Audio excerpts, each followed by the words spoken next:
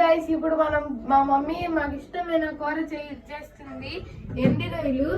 చూడండి ఇప్పుడే స్టవ్ వెలిగించాము అండి. మా మమ్మీ ఇప్పుడు నూనె వేసింది. చూడండి నూనె వేశారు మా మమ్మీ. పగులొస్తున్నాయి. ఇదిగోండి ఇప్పుడు అలా రొయ్యలు వేసుకోవాలి. మీకు తగినంత రొయ్యలు వేసుకుని వేసుకోవాలి కొంచెం చక్కగా.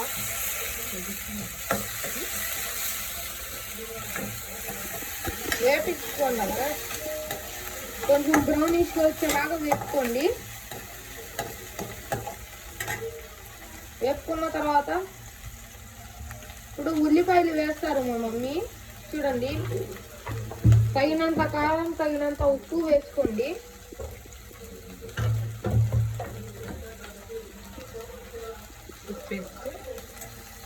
తగినంత ఉప్పు వేసుకోండి. ఉప్పు వేస్తే కొంచెం ఎర్రగా వేగుద్ది గాయ్స్. చూడండి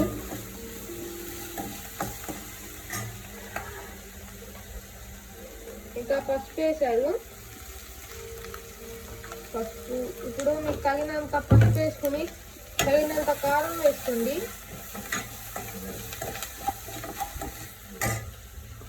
ఇప్పుడు మనం ములక్కాయలు వేయబోతున్నాం.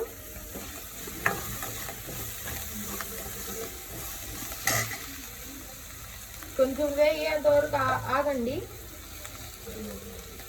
2 minutes 3 minutes అలా వదిలేసిన తర్వాత మెల్లిగా కలిపి కొంచెం ఉప్పు వేస్తే తొందరగా వేగుతుంది గాయ్స్. మీరు అలా ఉప్పు వేసుకుని కొంచెం వేగించుకోండి. ఇప్పుడు మా మమ్మీ ఉల్లిపాయలు వేయబోతుంది. మీకు తగినన్ని వేసుకోండి, కానీ మేము కొంచెం ఎక్కువ వేస్తాం మా మమ్మీ. ఇప్పుడు కలపాలి.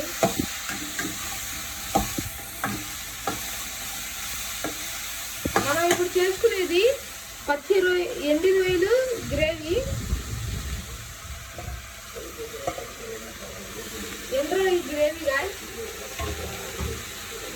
ఇప్పుడు మీరు కరివేపాకు వేసుకోండి. ఒక రెప్ప కరివేపాకు.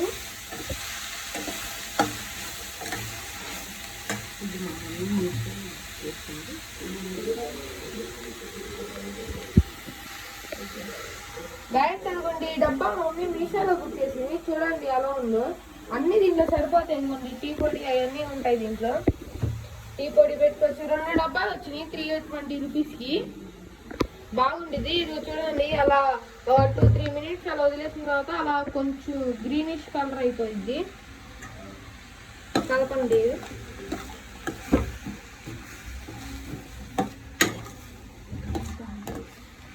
అలా గ్రీనిష్ కలర్గా అయిన తర్వాత ఇంకా మళ్ళీ వదిలేయాలి.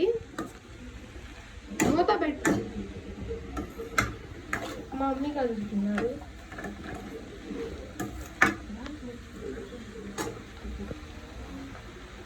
మమ్మీ కారం తర్వాత వేసుకోవాలి. కారం ఇప్పుడు మూత పెట్టేయాలి.